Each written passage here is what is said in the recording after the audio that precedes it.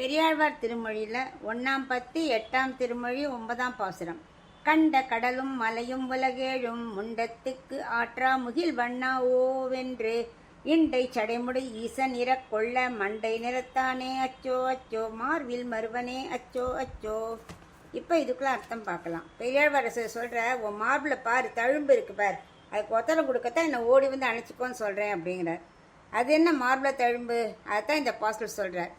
ஒரு பிரம்மனுக்கு 5 தலை இருக்கும்போது சிவபெருமான் ஒரு தடவை ஒரு தலையை கொய்துட்டார்னு பழைய வரலாறு இருக்கு இல்லையா? அந்த கபாலம் வந்து கையில் ஒட்டின்னு இருந்தோம். அது போகவே மாட்டேன்னது பிரம்மாட்ட போய் கேட்டார். அப்போ பிரம்மா சொன்னார், நீ வந்து எதால நீ நிரப்பறியோ அது அந்த கபாலம் ஃபுல்லாக ரொம்பித்துன்னா தானே கீழ் விழுந்துடும் அப்படிங்கிறார். இப்போ அது பாசுரத்தை பற்றி சொல்ல போகிறார். அதாவது கண்ணால் பார்க்கக்கூடிய 7 கடல் நீரையும் சிவனின் கையில் ஒட்டியிருந்த கபாலத்தில் நிரப்பியாச்சு. அப்படியே மண்டவோடு கீழே விழலை.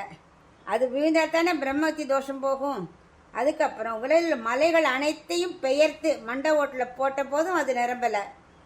7 உலகையும் மண்டை ஓட்டில் போட்டும் நிரம்பலை. என்ன பண்ணி நிரம்பலை. கடைசியில் சிவபெருமான் என்ன பண்ணார்? ஸ்ரீமன் நாராயண்கிட்ட வந்து கேட்குறார்.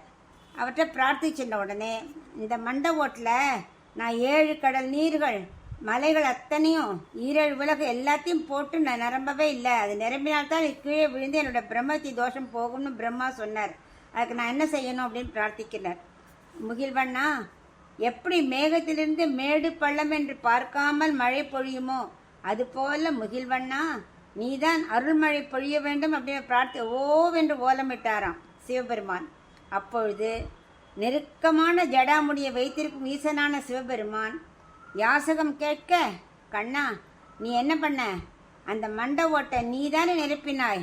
உன் திருமார்பை நகத்தால கீற ரத்தம் அந்த ஓட்டில் விழுந்து நிரம்ப 1000 துண்டுகளாக சிதறி காணாமல் போய்விட்டது அந்த கபாலம். சிவபெருமான் சொல்றார், கனவில் கிடைத்த காசு முழிச்ச உடனே காணாமல் போன மாதிரி போயிடுத்தான். அதான் நம்ம தூக்கிற ஒரு கனவு காண்றோம், நிறைய லாட்டரியில் ரூபாய் விழுந்த மாதிரி. கண்ணை முழிச்சு பார்த்தா ஏதாவது இருக்குமா? அதை மாதிரி மண்டவோடு அப்படியே சடனாக காணாம போயிடுச்சு அப்படிங்கிற சிவபெருமான். அந்த மண்டவோடு சிதறி காணாமல் போய்விட்டதாம்.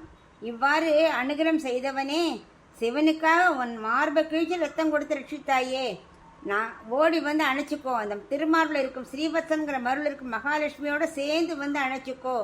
அதுக்கு நான் ஒத்தனம் கொடுக்கணும் அப்படின்னு பிரார்த்திக்கிறார். பிராட்டியோட பகவானும் சேர்ந்து அணைச்சி கொண்ட வா சொன்ன உடனே இப்போ கண்ணபிரான் ஒத்துண்டார். நீ மகாலட்சுமியை கூட்டாதானே வர முடியும் அப்படிங்கிறார். என்ன ஒரு அனுபவம் இந்த பாசுரத்தில்.